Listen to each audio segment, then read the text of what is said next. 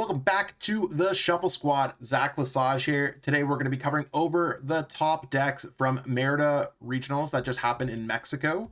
So I'm going to put this link in the description so you can copy and paste any of these decks. It's going to take you right to this webpage and you can click on the list anywhere down here and it will show you exactly what you have. If you need any of the cards for these decks, check out our sponsors at Kayfabe Cards and PTC Geostore to get your physical cards and in real life cards and online cards respectively. And as always, give this video a like, subscribe, and let us know in the comments what other content you want to see. I'll also be posting up my top 10 personal best decks that's been influenced by this event here. Now, for the next little bit, I'm just going to turn off my camera, take off my name, just so we can kind of see everything that we have cooking on the Limitless website. So starting things off, we're going to go at number 16. We're going to cover the top 16 players. And we're going to start off with my friend Cal Connor, definitely one of the top players in the game. They played a Gardevoir with Hyper Aroma. Now, this build of Gardevoir allows you to quickly get out your Kirlias, and then you're able to go Routes, Kirlia, and evolve your Pokemon. Should be super consistent, and I think this is a good middle ground approach to Gardevoir when it comes down to it. There's a lot of players that played Secret Box or played Unfair Stamp or Hero's Cape. I think that there's a lot of different ways to play Gardevoir. I think Hyper Aroma falls towards the middle if you ask me. Otherwise, I think it's a pretty cool list. We're going to see at number 15, we have Jack Moore, one of my other homies here. We have them playing Gardevoir with Hero's Cape. Now, a lot of these builds decide to cut Drifloon, add in Hero's Cape, and you can see that they're just trying to go for big HP. Maybe their Pokemon's not getting knocked out. You can use cards like Professor Turo and really control what your opponent's doing against your side of the field. I think that this build was better for the Merida Regional Championships, but then kind of it's falling off a little bit in the next week because players are adding cards like Lost Vacuum into their deck.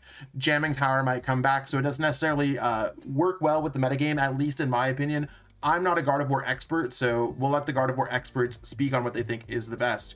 Then at number 14, we have a lone Iron Thorns EX. Now, this quad Iron Thorns EX is the type of deck that won Worlds. I think decks like this, I'm not entirely sure how they got through a bunch of Gardevoirs. Maybe they hit a bunch of did they hit Dragapult Dousclops? Like, I think that's a pretty tough matchup. I think Miraidon can be a tough matchup. Like, this doesn't seem like a well-positioned deck, but sometimes if you dodge, you dodge. I think that Iron Thorns is probably a top 20 deck. And I guess it makes sense because it made in the top 16, but I think top 20 decks typically don't make it as far as this. So I think they just had a deep run in the tournament, but shout out them. That's awesome. 13, we have Caleb Gettimer, our Louisville regional champion, playing Miraidon. They played the exact same 60. As far as I'm concerned, that Azul GG won the tournament with. Miraidon was a fantastic play this tournament because Lugia and Gardevoir were both the two most hyped decks heading into this event. This deck has favorable matchups against both, and of course, it's just an aggressive deck that amp you very much. Turn 1 can do a lot of different things about. I really like this list. I think they kind of nailed it. I would probably cut their Magnemite for the 60 HP one just because I'm worried about Dousclops. But other than that, there's nothing wrong with this list at all. Absolutely fantastic work here from their group as always. Then we're going to get into a handful of Dragapult Dousclops. You can see a lot of the metagame is going to be mainly the same at this point.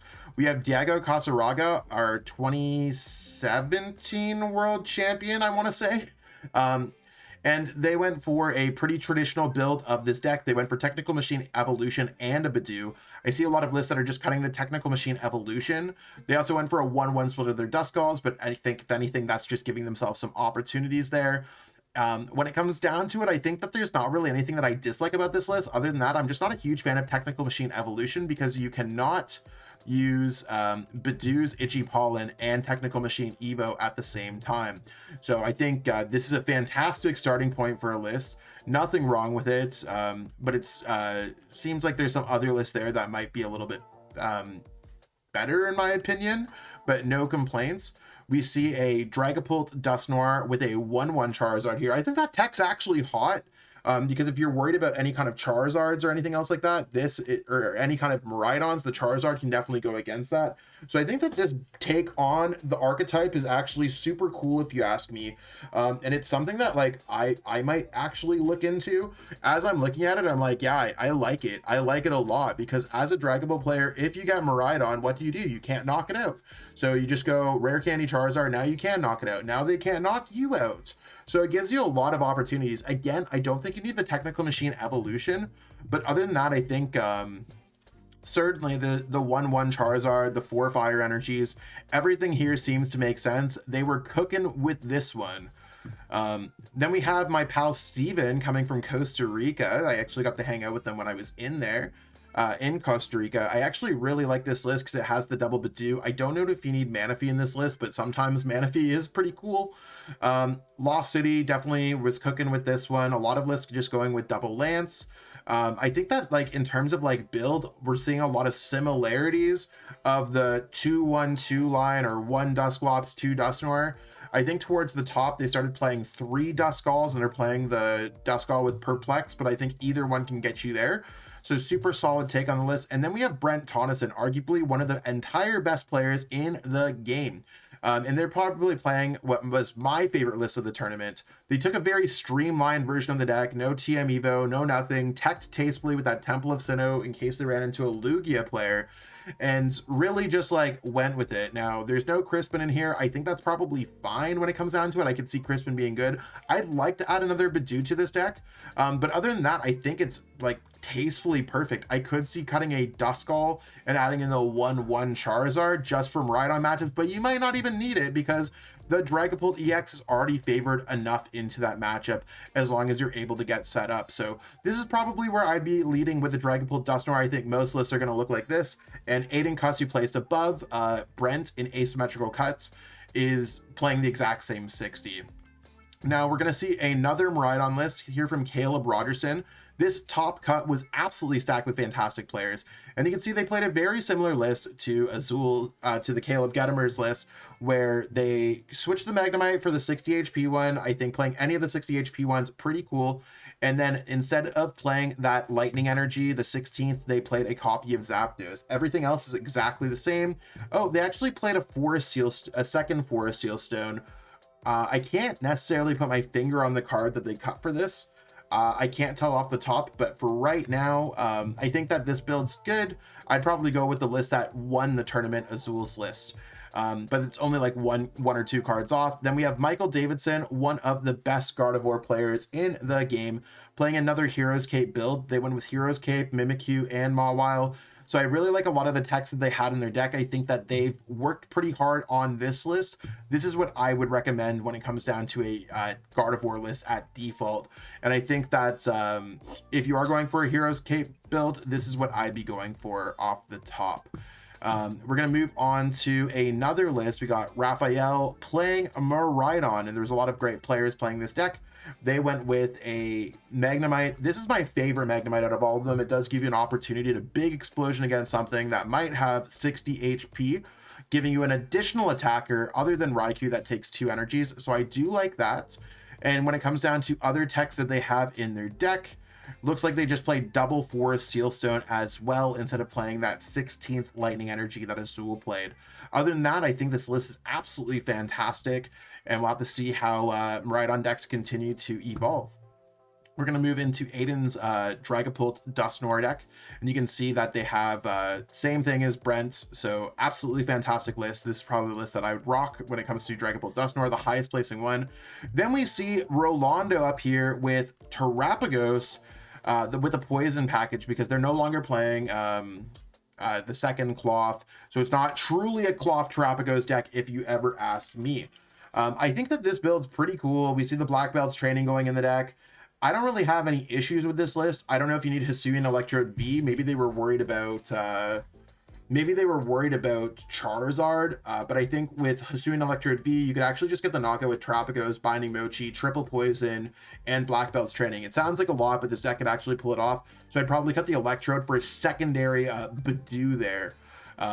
That's what I'd do at least. But I like the Pecker on EX in case they're on the Snorlax, probably a decent call. Then we see Leandro, who played the exact same list as Raphael. So again, we see a lot of these high-performing Miraidons, a lot of the same decks, and a lot of the same groups of players dominating this event. Absolutely well done job on their deck.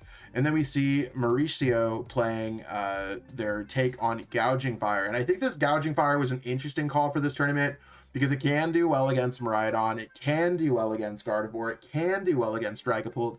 So it takes, as an aggro toolbox, it takes a bunch of middle of the ground approach into these matchups, and was able to cook for a little bit. I think it's a solid take on the deck. I've changed a few cards for my list personally, but they're the one that came second, so absolutely fantastic job bringing Gouging Fire to the finals of a regional championship. And then we see Azul on top. As always, Azul be killing it, plays 2 regionals, wins the regionals, playing the same exact 60 as Caleb Gedimer. So I think anything between Azul's list and Leandro and their group's list, that's what I'd recommend. Now, if we look over at the statistics real quick, or maybe it's, I think it's the statistics. Yeah. We can see that there's Dragapult, Gardevoir, Lugia. There's a few of them in day 2. Like if we look at the whole day 2, if I click on results, there was 184 players in day 2 of the events. And there was a bunch of different things. Like there's a Tropico Sylveon deck, and like you can scroll through here, and like there's some Archaludon decks. But I think like the biggest thing is we can see that there was some decent players that played in this tournament. There's a lot of different archetypes, but the main archetypes that made it to the top were Miraidon, Gardevoir, and Dragapult Dousclops. And there was a few other decks that kind of snuck up there. You can see Lugia is kind of sneaking into the top 32, but not really making it too much further. Top players like Andrew Hedrick playing Lost Zone Box. But decks like Raging Bolt, not necessarily seeing a lot of success. There's only the one that's in the top 32. And then there's some players that play Pidgeot Control, but it's really only top players like Pablo Meza that are able to make it super far in the tournament, because it is quite a hard deck to play. So really changing things up here with the metagame. I think we're going to see some big changes and big shifts in the metagame as we approach the Puerto Rico special event going on this weekend before the European International Championships. We'll have to see how the rest of the metagame plays out, but for right now, this is what we got going on, and I hope that you enjoyed learning more about this tournament. If you have any questions about how the metagame is developing, feel free to let me know in the comments. And if you're trying to improve your game in the Pokemon TCG, hit me up for some coaching at metafy.gg/@ZachLassage. I'll have some availability late February after I return back from London. I'll catch up with all y'all later, and stay tuned for the top 10 best decks tomorrow. Peace out and have a great one.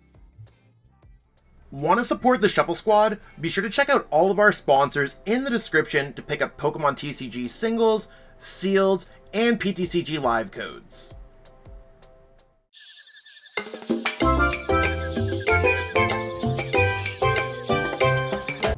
You made it to the end. Thank you so much for watching this entire video from the Shuffle Squad. Honestly, from the bottom of our hearts, we appreciate each and every person that supports our content, watches what we have going on every single day, every single week, even from time to time, and continuously allows us to have a forum to project our creative content towards the Pokemon TCG community. So if you haven't already, be sure to give this video a like, subscribe to the channel, and even leave a comment to help boost the YouTube algorithm. That being said, we'll catch you with our next video. Thanks again. Take it easy.